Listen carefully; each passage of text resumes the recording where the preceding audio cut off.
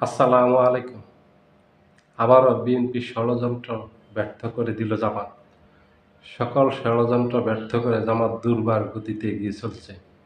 কারণ জামাত জানে যে জামাতের পিছনে অনেক ষড়যন্ত্র করতেছে, অনেক প্লেয়ার আছে জামাতের বিরুদ্ধে ষড়যন্ত্র করার জন্য।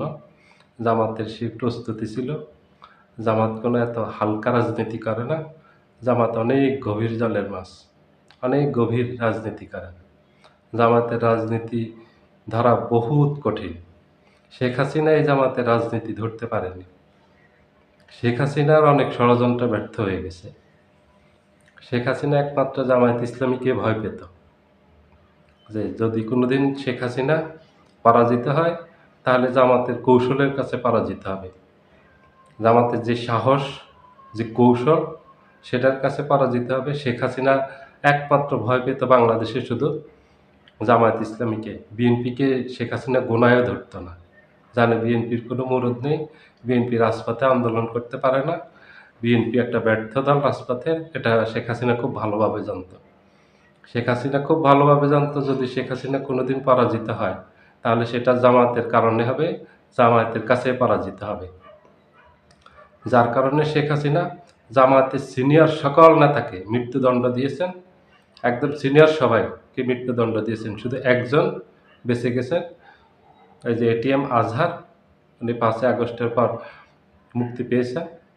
এছাড়া আর তো সবাইকে সিনিয়র নেতৃবৃন্দ, সেই গোলাম আজম, সেই মাওলানা মতিউর রহমান নিজামী, আলী হাসান মোহাম্মদ মুজাহিদ, মাওলানা দেলোয়ার হোসেন সাঈদী, আব্দুল কাদের মোল্লা, কামরুজ্জামান সহ সিনিয়র যত নেতৃবৃন্দ আছেন সবাইকে তো শেখ হাসিনা জুডিশিয়াল কিলিংয়ের মাধ্যমে হত্যা করছেন।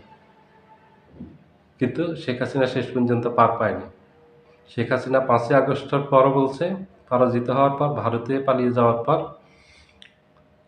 যে জামায়াত এটার সাথে জড়িত,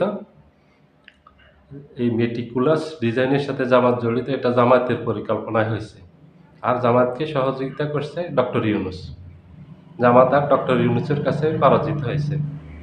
সেই ভিডিও কল রেকর্ড তো ভাইরাল হয়েছে, আপনাদের কাছেও আছে। এটা তো আর আমি কোনো মিথ্যে গুজব ছড়াচ্ছি না। জামাত বহুত গভীর জলের মানুষ, বহুত গভীরে জামায়াতের রাজনীতি করে। জামাতের তো ভাষা হালকা রাজনীতি করে না যে জামাতকে চাইলে একটা ষড়যন্ত্র করে ফাঁদে ফেলে দিতে পারবে, জামাতকে বিপদে ফেলে দিতে পারবে, রাজনীতির মাঠ থেকে দূরে সরিয়ে দিতে পারবে। ওই রাজনীতি জামাত করে না। এবং জামাতের যারা রাজনীতির সাথে জড়িত, সেটা একেবারে ইউনিয়ন পর্যায়ে হোক অথবা একেবারে কেন্দ্রের হোক, সবাই শিক্ষিত।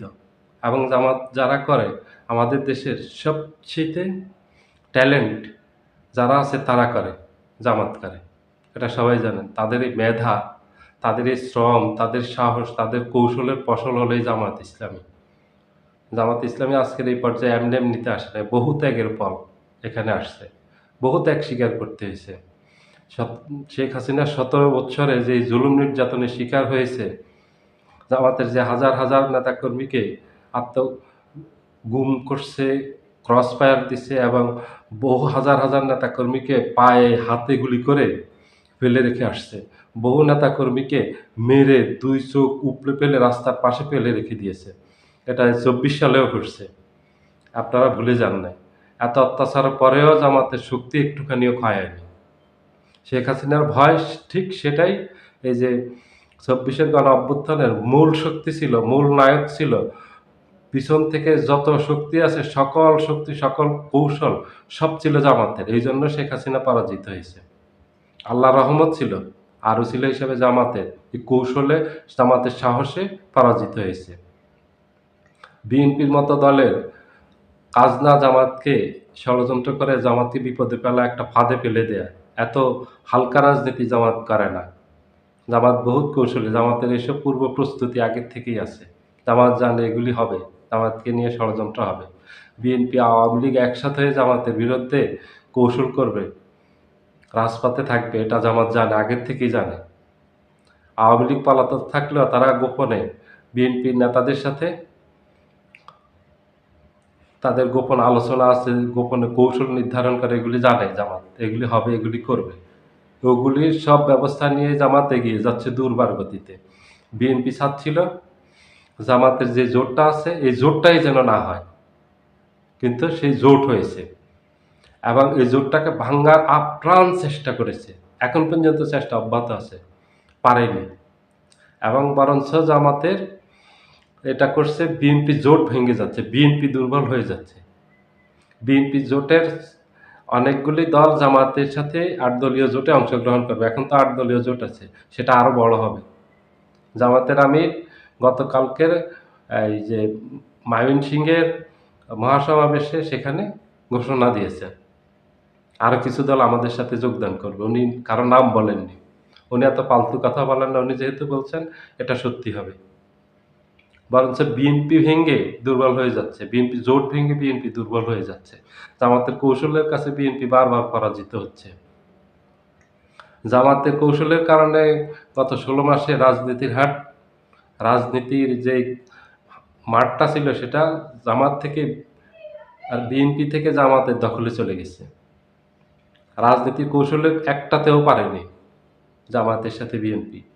সেই ঢাকা বিশ্ববিদ্যালয় বলেন, ঢাকা বিশ্ববিদ্যালয় ডাকসু নির্বাচন বলেন, রাজশাহী বিশ্ববিদ্যালয়, চট্টগ্রাম বিশ্ববিদ্যালয়, জাহাঙ্গীরনগর বিশ্ববিদ্যালয়, কোথাও জামাতের সাথে কৌশলে পারেনি, সব জায়গায় পরাজিত হয়েছে।